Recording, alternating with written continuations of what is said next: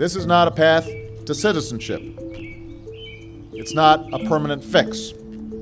This is a temporary stopgap measure that lets us focus our resources wisely while giving a degree of relief and hope to talented, driven, patriotic young people. That was June 2012. The Deferred Action for Childhood Arrivals program, commonly known as DACA, was born through an Obama executive action to protect hundreds of thousands of young immigrants, sometimes known as dreamers, from deportation. For many of us, DACA changed our lives in so many ways.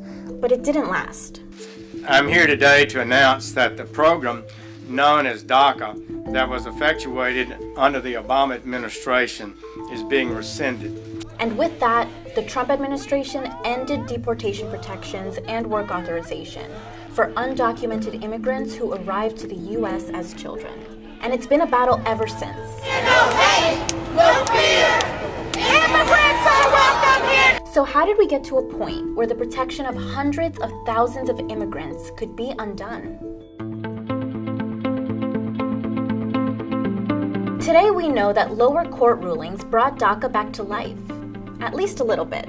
They said the Trump administration could not end the program and allowed DACA recipients to continue renewing their status, though no new applications are being accepted. Now, the latest development in the DACA narrative is that its fate will be decided by the Supreme Court this November. They agreed to hear oral arguments challenging the termination of the program. But before we get to that, we need to do a quick recap on what DACA is and who the Dreamers are.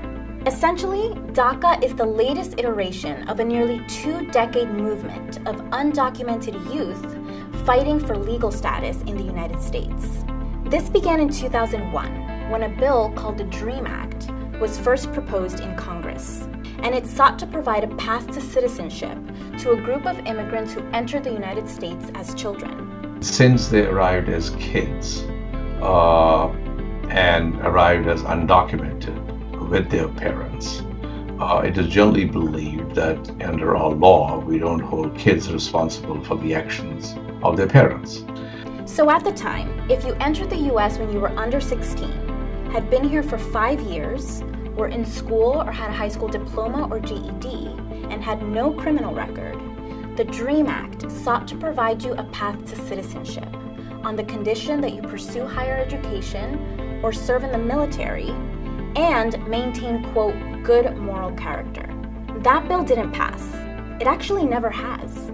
There have been at least 21 versions and revisions of the DREAM Act since 2001, but a movement did grow.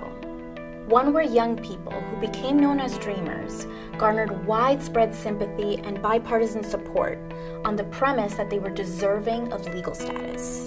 These claims, which isolated them from the larger undocumented immigrant community, later came back to haunt them. We created this sense of urgency about Dreamers, but at the expense of throwing our parents under the bus. And that was for a long time until we realized that, you keep growing and you see the sacrifices that many of our parents did, and seeing that, just because we're fighting for one cause, that doesn't mean that we need to throw our parents under the bus. And let's remind ourselves, like, the original Dreamers are our parents. But we can come back to this later. The closest the bill ever came to pass was in 2010, when it passed through the House of Representatives, but was just 5 votes short of getting through the Senate.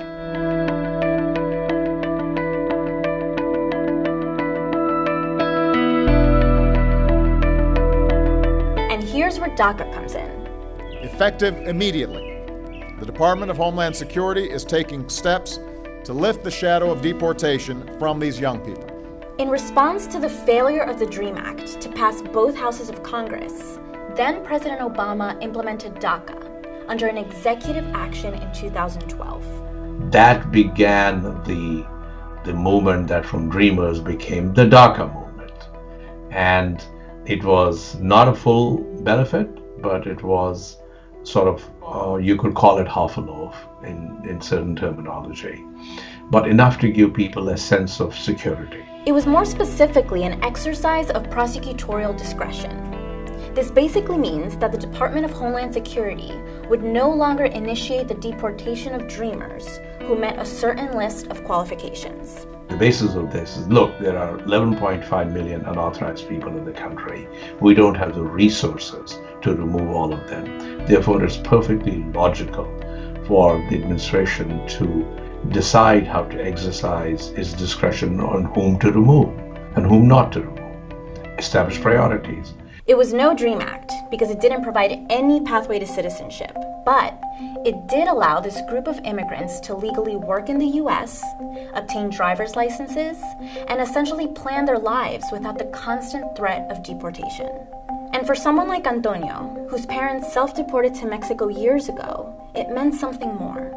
I was able to travel and see my family after 2 years of being separated from them. I think that was beautiful for my family, at least have some time together. Naturally, however, not everyone was happy with the news.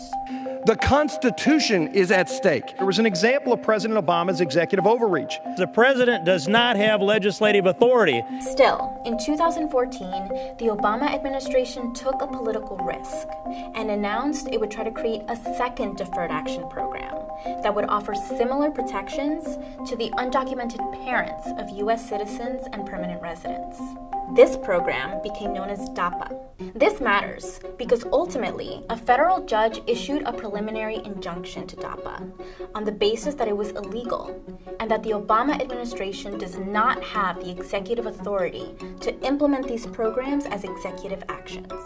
This was later upheld by a 4-4 tie vote in the Supreme Court. In a divided Supreme Court, the underlying decision, therefore, stays. No opinion was issued on it. We have no idea how the 8 judges stood on it. And that split decision has called into question the constitutionality of the DACA program and set the stage for where we find ourselves today.